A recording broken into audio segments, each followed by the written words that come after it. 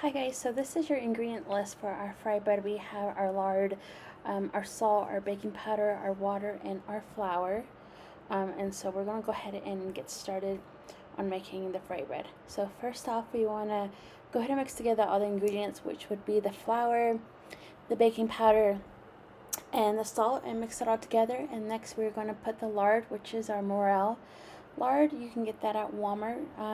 And so you're just going to go ahead and put all of it. At first I was trying to just put a one by one, but I soon learned that you had to just take the whole lard out of the box, and you want to use the whole one because you want to kind of fill that pan about halfway through.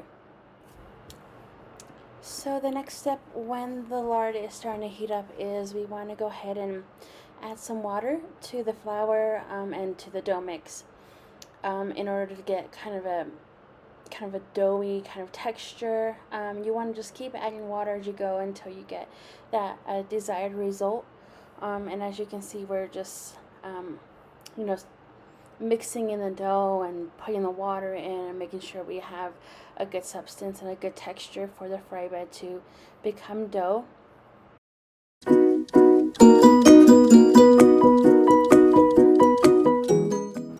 Hey guys, I'm just gonna come back on here again.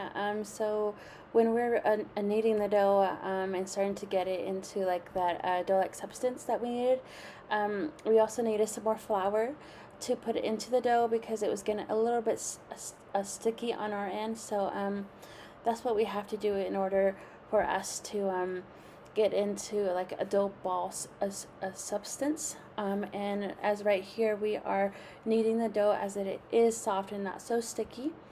And we just have to keep kneading it for about 10-15 minutes so that it's not so sticky and that we can tear off pieces from it to start making the fry bread. So that's what you're seeing right now. Hi, I forgot to mention, after you're done kneading the dough and are happy with this texture, you have to put the dough back in the mixing bowl and cover with a plate and let it sit for 30 minutes. After that, then you're ready to go ahead and start making the shape of the fry bread. Hi guys, so for our next step, we are going ahead and we are separating the dough. We are making it into a thin-like substance because we're about to put it in the pan of lard oil. And so you want to stretch it out as much as you can without creating a lot of holes. So that's what we're doing. It needs to be about twice the size of your hand and very, very, very thin, because the bubbles start to rise and then it's going to start to be really thick. And you need the tongs as well to flip it over. Otherwise, obviously you don't want to burn your hand. So you want to do it very slow, like we're doing right here. Try not to let it go too fast because then it will fold over and we don't want that. So as you can see, you see the bubbles are rising, and that's totally normal. That's just what happens. So also you do not want to stick it in there for more than like a minute on each side. So about a couple seconds, maybe 10 to 20 seconds, depending on how you do like your fry bread, either crispy or fluffy. We're kind of a fluffy family.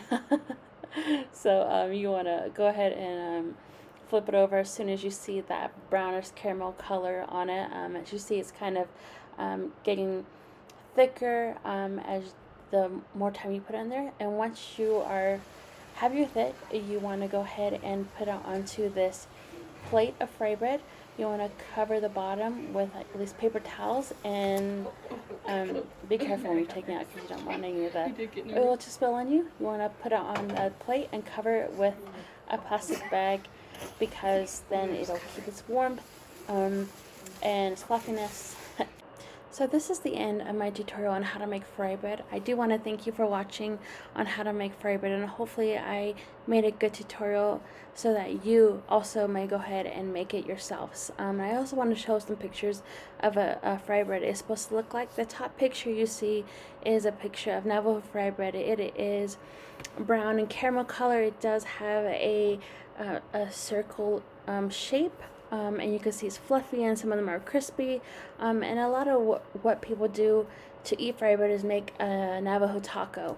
And so that would be a really good meal to have. And again, I do want to thank you for watching, and I hope you have a great day. Bye.